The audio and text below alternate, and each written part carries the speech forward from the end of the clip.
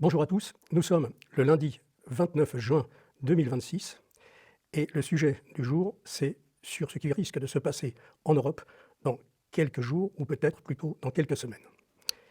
Ce que les sanctions économiques contre la Russie n'ont pas réussi à faire, les drones à longue portée fournis par l'Angleterre et l'Allemagne sont en train d'obtenir le résultat désiré, c'est-à-dire mettre toute l'économie russe en très grande difficulté. La destruction systématique des cuves de stockage de carburant réalisées sur le territoire de la Russie commence à poser d'énormes problèmes, non seulement dans l'approvisionnement des véhicules militaires, mais également dans l'approvisionnement des véhicules civils. Non seulement ces drones fournis par des pays de l'Union européenne détruisent des dépôts de carburant, mais détruisent également des raffineries. Le manque de carburant commence à poser de sérieux problèmes en Russie. Au sein de la population civile russe, à l'intérieur de l'équipe dirigeante, les esprits s'échauffent et on commence à mettre en avant la doctrine du professeur Karaganov. Le professeur Karaganov a, dès le début de l'opération militaire spéciale déclenchée en Ukraine le 24 février 2022, préconisé l'utilisation de quelques explosions nucléaires pour faire comprendre à l'Occident que la Russie est une puissance nucléaire et qu'elle entend être respectée. Pour lui, l'explosion de 2 ou 3 bombes nucléaires dès le départ aurait évité d'entrer dans une guerre longue, coûteuse en soldats russes, mais Vladimir Poutine était contre cette doctrine, car il estimait que les Russes n'étaient pas prêts encore pour gagner la guerre nucléaire contre l'OTAN.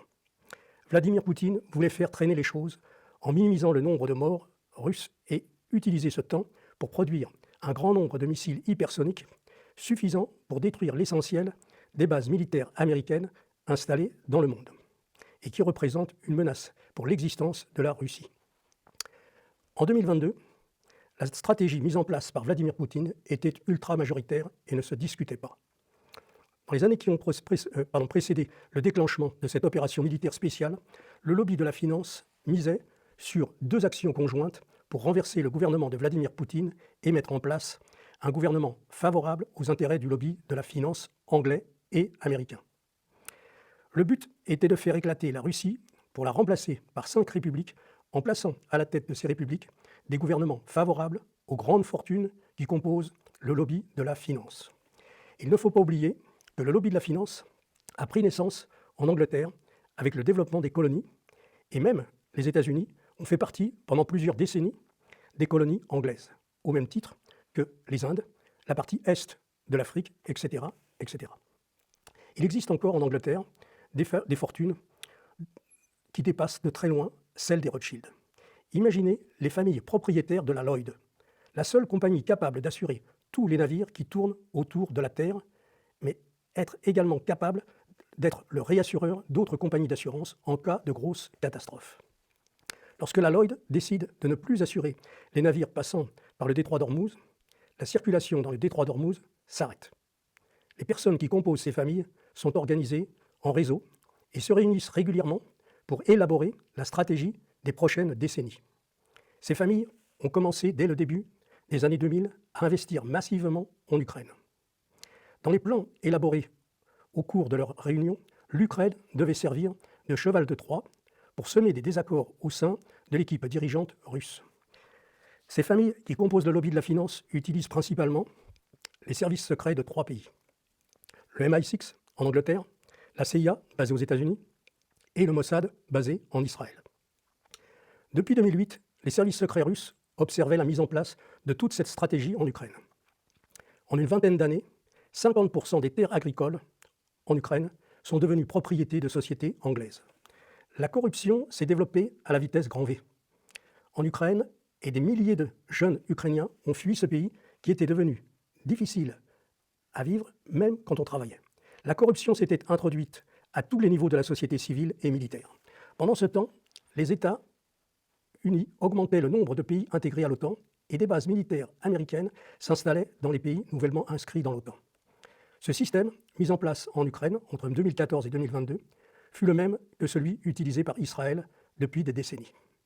D'abord, des provocations afin de pouvoir se placer en victime, pour ensuite pouvoir répliquer de façon disproportionnée en mettant en avant le droit de se défendre.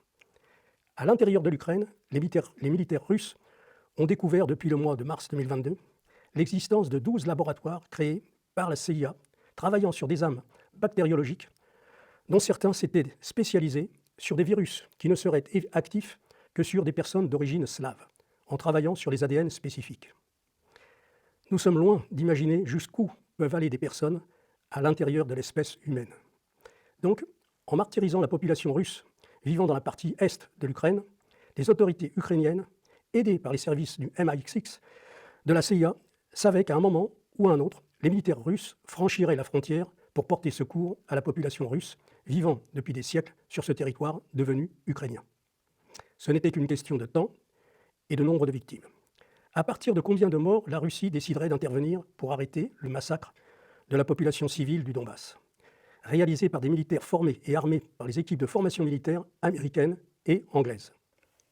Comme toujours, dans ce genre de situation, les médias présentent les choses sous deux angles différents, pour la même situation.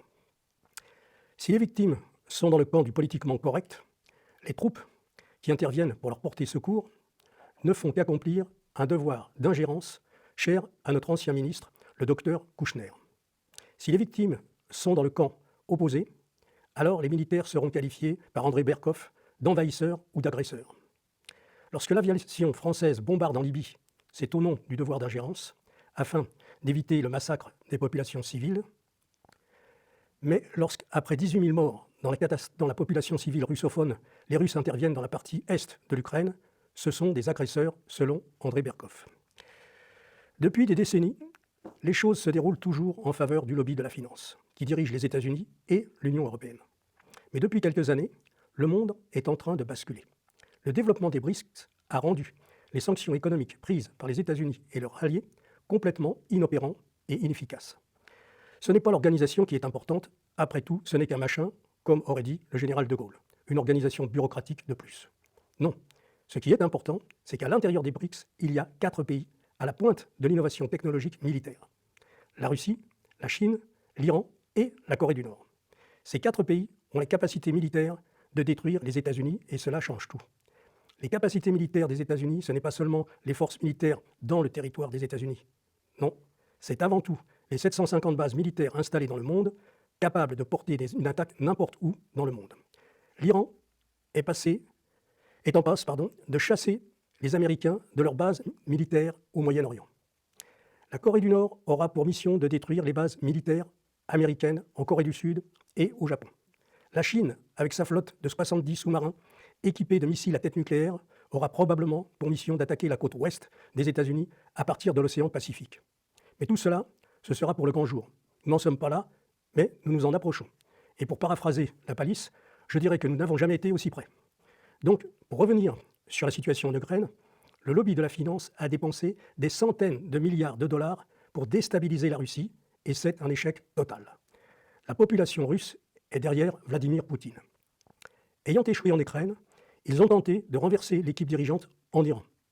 Échec encore plus grand, qui va se solder par la perte des bases militaires américaines au Moyen-Orient. Et voilà qu'au milieu de cette situation désastreuse, apparaît une lueur d'espoir pour le lobby de la finance sous la forme de petits avions sans pilote appelés drones. Alors que la fermeture du détroit d'Ormuz a fait plier Donald Trump et tout le lobby de la finance, de petits avions sans pilote pourraient obtenir le même effet que la fermeture du détroit d'Ormuz. Eureka, se disent en chœur les membres du lobby, en détruisant les raffineries et les dépôts de carburant en Russie, on va réussir à mettre à genoux l'économie russe. Ce que nos sanctions n'avaient pas réussi à faire, eh bien là, nous allons y arriver. Et là, Von der Leyen se dit, en poussant les Russes dans leur retranchement, ils vont bien finir par attaquer directement une de nos usines installées à l'intérieur d'un pays de l'OTAN. Et là, grâce à l'article 5, nous allons obtenir directement l'intervention militaire des Américains. C'est la stratégie mise en place par les dirigeants de l'Union européenne. Pousser la Russie dans ses derniers retranchements pour obtenir l'attaque de la Russie dans le territoire de l'OTAN et déclencher l'article 5 qui oblige tous les pays membres de l'OTAN, dont les États-Unis, à attaquer l'agresseur. Est-ce que les États-Unis vont risquer l'existence de New York, Washington et d'une cinquantaine d'autres grandes villes pour la destruction d'une usine en Angleterre?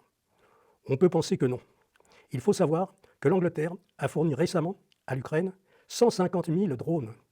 Vous imaginez 150 000 drones capables de voler sur des centaines de kilomètres. Cela fait 1000 drones tirés chaque jour pendant 5 mois.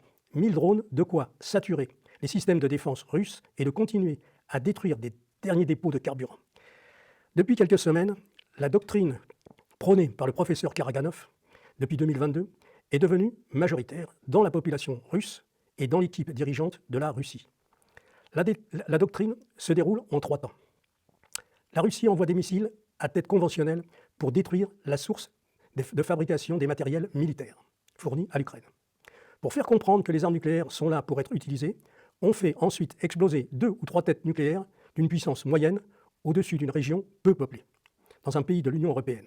Cela pourrait être l'Angleterre ou l'Allemagne, éventuellement la France. Et puis, on attend la réaction de l'OTAN. À 90%, l'OTAN ne bougera pas, selon les déclarations publiques du professeur Karaganov. Si les pays de l'OTAN répliquent, on vitrifie l'Union européenne. Voilà le scénario actuellement sur la table des dirigeants russes. Très peu de personnes ont conscience de la gravité de la situation. Les Européens s'apprêtent à partir en vacances. Ursula von der Leyen, porte-parole du lobby de la finance dans l'Union européenne, continue ses discours complètement en dehors des réalités actuelles. Les dirigeants européens sont devenus irresponsables et on ne provoque pas un pays qui possède 6600 têtes nucléaires et une avance technologique prouvée de plus de 7 années sur les États-Unis. Il ne s'agit pas pour moi de faire peur, il s'agit de se préparer à la mise en place du scénario que le professeur Karaganov présente depuis plusieurs mois et qui reçoit aujourd'hui le soutien de la majorité de la population russe et de ses dirigeants. Nous allons donc voir dans les semaines à venir si ce scénario se met en place. Comme la quasi-totalité de la population française ignore tout des conséquences des différents types d'explosions nucléaires, il me paraît important de rappeler quelques vérités scientifiques. Les journalistes ou les militaires de plateaux de télévision parlent souvent de bombes nucléaires tactiques. Cela n'existe pas. Il n'y a pas de bombes tactiques nucléaires ou de bombes nucléaires stratégiques. Il y a des bombes nucléaires de faible puissance, des bombes de moyenne puissance et des bombes nucléaires de forte puissance. Mais ce qu'il faut savoir, c'est qu'il y a principalement 2 catégories d'explosions qui ont des conséquences complètement différentes. Les explosions à basse altitude, entre 600 mètres et 2000 mètres, selon la puissance. Des explosions qui ne font pas de retombées radioactives. Et puis, il y a des explosions au sol, destinées à détruire des installations militaires qui, elles, propulsent dans l'atmosphère une grande quantité de retombées radioactives. Ce qui est important de savoir, c'est qu'une explosion au-dessus de la ville d'Orléans n'a aucune conséquence pour les personnes qui habitent Dijon. Une explosion nucléaire au-dessus de la ville de Dijon, qui aurait une puissance moyenne, n'a pas de conséquences pour les personnes vivant à Lyon et vice-versa. Toutes ces informations importantes sont dans mon livre. Dans les commentaires, certaines personnes ont écrit « Il veut vendre son livre ». Bien sûr que je veux vendre un maximum de livres. Chaque personne qui a lu mon livre a 10 fois plus de chances de sortir vivante de cette future épreuve que celle qui ignore tout. Dans ce domaine, comme dans tous les autres, c'est la connaissance qui est importante. Ceux qui ont la connaissance auront 10 fois plus de chances de s'en sortir vivants avec leur famille. Si les militaires mettent en place les 2 premières étapes de la doctrine de Karaganov, nous n'aurons pas assez de livres pour envoyer aux dizaines de milliers de commandes que les éditions du Recal vont recevoir. Je vous laisse méditer cette situation et je vous dis à bientôt et attendons de voir si la première étape de ce scénario va avoir lieu avant les vacances ou après les vacances du mois d'août. À très bientôt.